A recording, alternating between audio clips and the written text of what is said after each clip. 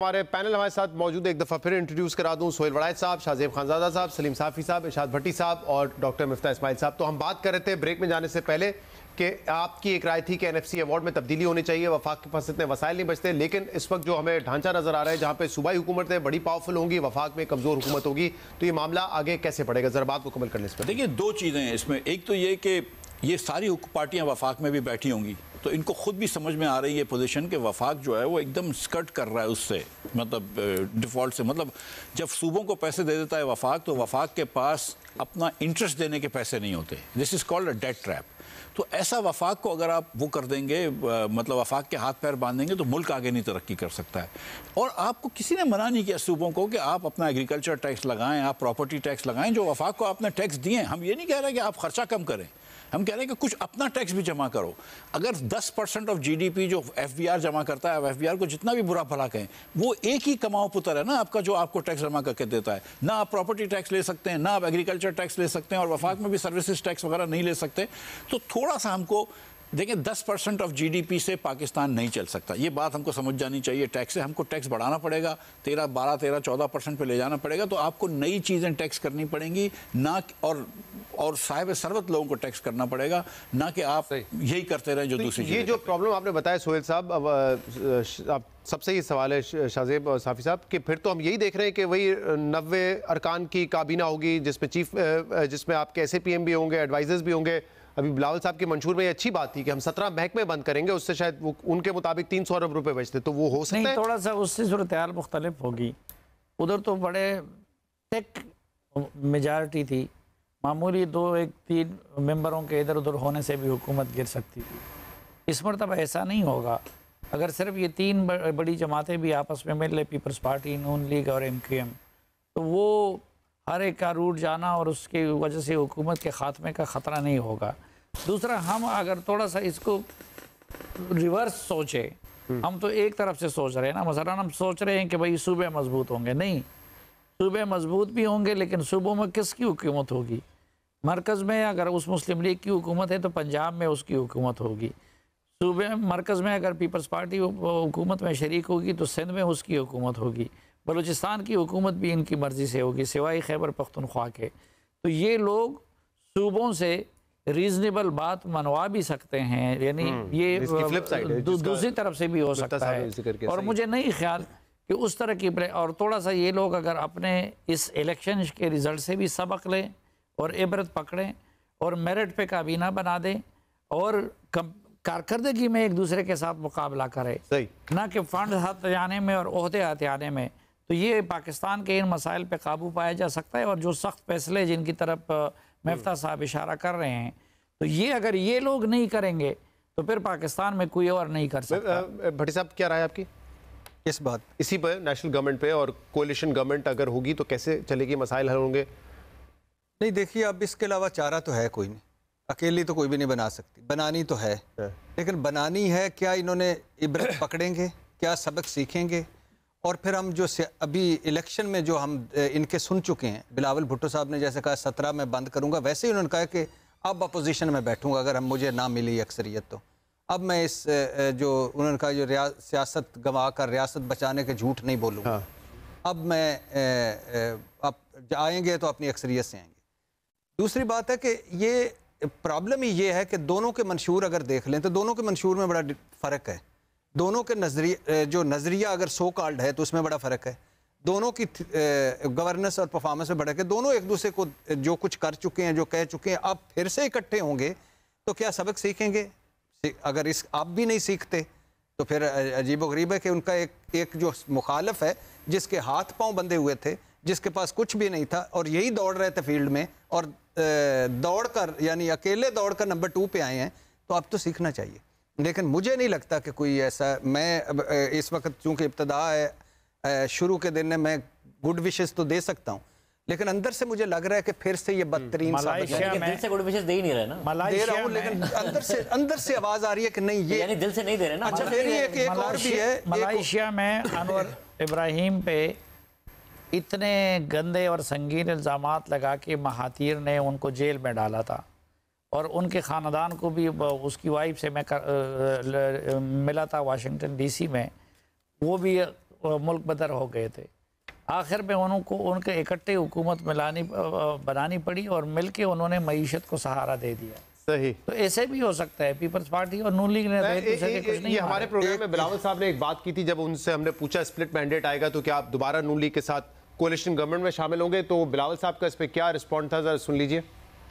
League Punjab में अकेली दौड़ेगी, रेस में वो अकेले दौड़ेंगे, यानी कि वो मेजॉरिटी सीट्स पंजाब से ले जाएंगे और फिर शायद सूरत हाल ये हो कि उनको पीपल्स पार्टी की कोalition गवर्नमेंट बनाने की जरूरत भी ना पड़े उनके साथ, यानी कि इतनी सीट्स वो ले जाएंगे। तो इसका सियासी नुकसान क्या आपको लग रहा है पीपल्स पार्टी को होगा?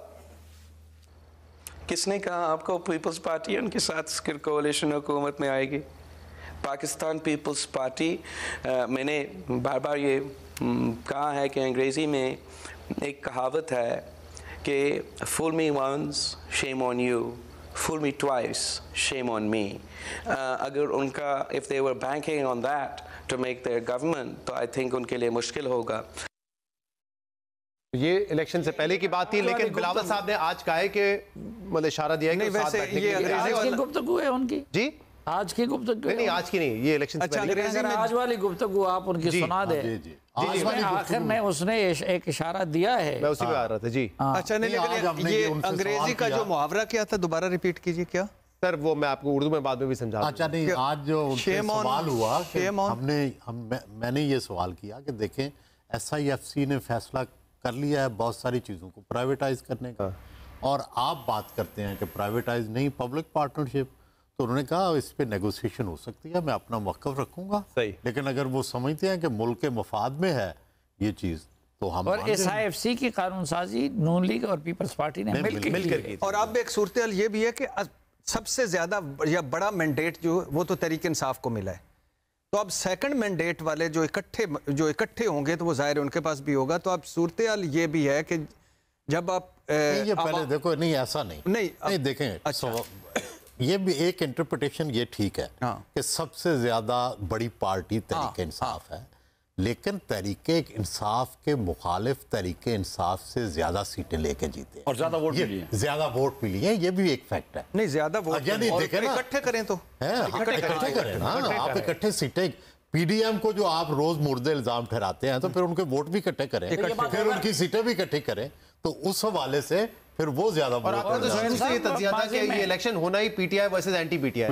ये तो पहले दिन से ऐसा नहीं हुआ है, इमरान मुखालिफ इमरान। हाँ, यस, ये पहले दिन से। माजी में क्या ऐसा नहीं हुआ है कि मेजॉरिटी लेने वाली पार्टी अपोजिशन में बैठ गई है और उसके मुकाबले में अलायंस बना के वो पार्टियां बनी है, इख्तियार में बैठे रहे हैं। सही। शाहजेब, आपकी क्या राय है? और अगर कोई सवाल आप भी इस वक्त जो सूरत हाल है उसमें तो हमें ये नजर आ रहा है कि नून लीग और पीपल्स पार्टी मिलाकर 130 है और अभी 6 ऐसे इंडिपेंडेंट बाकी हैं जिन्होंने डिसाइड नहीं किया।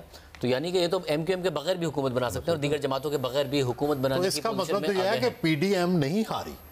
यानी देखे ना, एक हम बात तो कर रहे हैं कि भाई PTI बड़ी जीती है, लेकिन अगर इनकी सीटें मिला ली जाएं, जाहिर है ये पार्टनर थे, इनका जीना भी और इनकी विन या डिफीट जो है, इट मींस के PTI के मुकाबले में ये जीते हैं। लेकिन सोहेल साहब, वो जो 25 से 50 सीटें जो इस मशकूक हैं इस वक्त तक, अगर वो निकाल दी जाए तो PTI का तो मौका ज्यादा है। देखें, अगर वो आप क्यों अगर इस तरह अगर वो तो चले गए ना इलेक्शन। मुझे ये बताएं कि अब सिराजुल हक साहब के हल्के का रिजल्ट लेट आया, वो कह रहे थे अब नहीं, मुझे ये बताएं इसकी मंतिक, मुझे इसकी मंतिक समझाएं। प्रॉब्लम ये है ना कि अगर को क्या पड़ी थी, आपकी बात फर्ज करें, मान लेते हैं लाहौर के जो तजियाकार बड़े जो जिनका है वो बता रहे हैं कि लाहौर में सीटें काफी, इवन नवाज शरीफ साहब हार गए। इसमें एक गुजारिश सुन ले ना, एक गुजारिश सुन ले, क्या हम आपकी फर्ज करें ये बात मान लें, तो फिर हमारी ये बात भी मान लें कि जब 2018 हुआ था तो 2018 के भी बहुत से रिजल्ट मशकूक थे, फिर उससे पहले 1990 में चले जाएं, फिर 1985 में चले जाएं, फिर तो सवाल तो ये होता है कि आपको फिर अल्टीमेटली एक डिजोरो अप्रोच अपनानी पड़ती है। ये नहीं हो सकता आज का गलत उसको हम कहें और माजी की गलतियां सुना करें। लेकिन एक बात बताओ, आपने नवाज शरीफ साहब की सीट की बात की, मानसेरा में नवाज शरीफ साहब हारे हैं और वो चैलेंज कर रहे थे हम नहीं आ रहे हैं, तो वहाँ पे मौलवी किफ़ायतुल्लाह साहब JUIF के, उन्होंने कहा है कि मैं भी उस हल्के से लड़ा था और जो पीटीआई के आज़ाद उम्मीदवार थे वो फेयर एंड स्क्वायर जीते हैं। मियां साहब को चाहिए अपनी शिकस्त तस्लीम करें और अपने मुखालिफ कैंडिडेट को मुबारकबाद दें। और देखिए इसका जो नतीजा है, क्योंकि आपका सवाल तो प्रैक्टिकली इस बात पे था कि आगे कैसे बढ़ना है, आप ये गालिबन सवाल कर रहे थे कोalition गवर्नमेंट में, मगर देखिए बहरहाल डिस्प्यूट है और कंट्रोवर्सी मौजूद है, मुतादिद सीटों पर मौजूद है कि जो नताइज हैं। तो इसका एक हल ये है कि बजाय इसके, और सुलेमान साहब ठीक है, 2018 में भी बहुत सारी कंट्रोवर्सीज थी, कासिम सूरी साहब डिप्टी स्पीकर रहे, पूरी की पूरी असेंबली तहलील करने का बाइस बने और स्टे ऑर्डर पर चल रहे थे। इसका सोल्यूशन ये है कि जो तहरीक इंसाफ का एतराज़ है उस पर रिटर्निंग अफसरान और आगे जल्दी फैसला हो, बजाय इसके कि उसको इतना प्रोलॉन्ग किया जाए कि ये कंट्रोवर्सी में 4 साल बाद पता चले कि सूरी साहब की रूलिंग जस्टिफिकेशन नहीं बननी चाहिए कि आप होल्ड करके रखें। कुछ हलकों में मसलन तुरबत में, मसलन चमन में, मसलन शांगला में जो हुआ, बाजवड़ में एक हल्के में से कि आरओ के दफ्तर के सामने धरने बैठे हुए हैं और उनका जो है बाहर निकलना और आना जाना, तो ये भी इन लोगों को भी चाहिए कि वो इस चीज़ को ख़त्म करके अदालतों से रुजू करें। सही बात है, बिल्कुल और कानूनी रास्ता वो तो अपना रहे हैं, मगर फिर अदालतों को भी चाहिए और ये ट्रिब्यूनल्स को कि फैसले जल्दी आए, क्योंकि पाबंद कर देना चाहिए। वैसे पाबंद है 3 महीने में वैसे तो है पाबंदी, लेकिन हमने देखा है कि वो अदालतों पे चक्कर लगाते हैं। सूरी साहब का जो स्टे ऑर्डर था वो बंदियाल साहब ने दिया था, और फिर बंदियाल साहब को फिक्र ही नहीं थी 3 साल के, वो उस मैंने जो स्टे ऑर्डर दिया हुआ उसको भी मैं कर लूं। इसलिए मसला ये है इसमें कि ये तो नहीं होना चाहिए ना कि हमें 4-5 साल बाद पता चले, अगर असेंबली की मियाद ही गुजर जाती है, अगर नवाज शरीफ साहब वजीर आजम बन जाए और हमें 4-5 साल बाद पता चले कि ये बंदा तो अपनी कॉन्स्टिट्यूंसी हार गया था, तो बेहतर है जल्दी पता चल जाए कि जीते थे या हारे थे। पाबंद किया जाए। वाली बात आप बिल्कुल ठीक करें, लोगों को धरना नहीं देना चाहिए बाहर, कानूनी रास्ता अपना, लेकिन ये वही आरओ हैं जो अपने दफ्तर उस दिन बंद करके बैठ गए थे और उन साफियों को जिनको रसाई होनी चाहिए उनको भी नहीं दे रहे थे।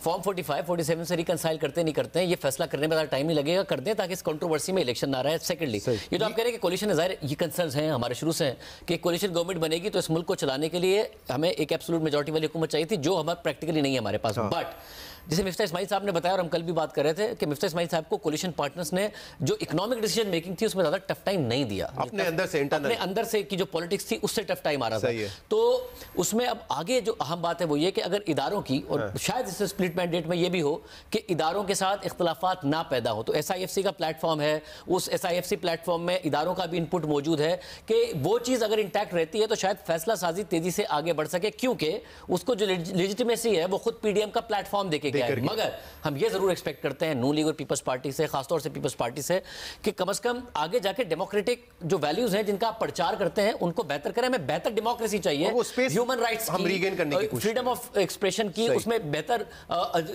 अंदाज में आगे बढ़ना चाहिए, जिसमें नवाज शरीफ साहब ने बहुत सारे प्रोमिस किए हैं इस हवाले से, बिलावल भुट्टो ज़रदारी ने बहुत सारे प्रोमिस किए हैं, डेमोक्रेसी को, क्वालिटी ऑफ डेमोक्रेसी को, ह्यूमन राइट्स को, फ्रीडम ऑफ एक्सप्रेशन को, उसे आगे बढ़ना चाहिए बजाय इसके उसे कर्टेल किया। मिफ्ता इस्माइल साहब, आप कहने वाले कहते हैं कि SIFC और ज्यादा मजबूत हो जाएगी और जो काबीना है उसके फैसलों की इतनी अहमियत नहीं होगी जितनी SIFC की होगी, क्या ऐसा ही है? देखिए इस वक्त जो मसले थे, जो NFC अवार्ड की बात हुई या IMF से जो शेपर्ड करना होगा, जो डील होगी, अगर उसमें रिफॉर्म्स होंगे या प्राइवेटाइजेशन की बात होगी, मेरे ख्याल से SIFC को कलीदी किरदार अदा करना पड़ेगा, क्योंकि अगेन थोड़ा सा फ्रैक्चर्ड मैंडेट है, मतलब सबको थोड़े थोड़े अपना अपना मैंडेट मिला हुआ है, तो SIFC का कलीदी किरदार होगा और ये SIFC का किरदार हम देख रहे हैं। दूसरी एक बात यह है कि SIFC के अंदर जो ब्यूरोक्रेट्स काम करते हैं उनके ऊपर NAP की कार्रवाई लागू नहीं होती, उससे उनके थोड़े से हौसले बढ़े हुए हैं, जो कि बाकी मिसाल अगर कोई पावर सेक्रेटरी है या पेट्रोलियम सेक्रेटरी उसको डर लगता है, और जेन्युइनली लगना भी चाहिए। तो मेरे ख्याल से आप देखेंगे कि SIFC का किरदार होगा, इसके साथ साथ लेकिन रिफॉर्म्स करने ज़रूरी हैं, ये नहीं कि SIFC के ऊपर रख दें, और अगर ये सियासतदान समझदार हैं तो वो रिफॉर्म्स कर लेंगे SIFC को उसका साथ लेके, ना कि SIFC से इस वक्त कशीदगी शुरू करें, और ये कोई एक पोजीशन में नहीं है। देखें अगर पार्टियां ये सोच रही थी SIFC के फैसले भी तो फिर काबीना से मंजूरी उसकी ज़रूरी होती है ना। जी SIFC की तो देखें, अगर देखा जाए तो ECC और ECC के बाद काबीना जाती है, लेकिन दरमियान में कहीं ना कहीं वो SIFC में चले जाते हैं, जिस वज़ारत को जाना हो, जो वज़ारत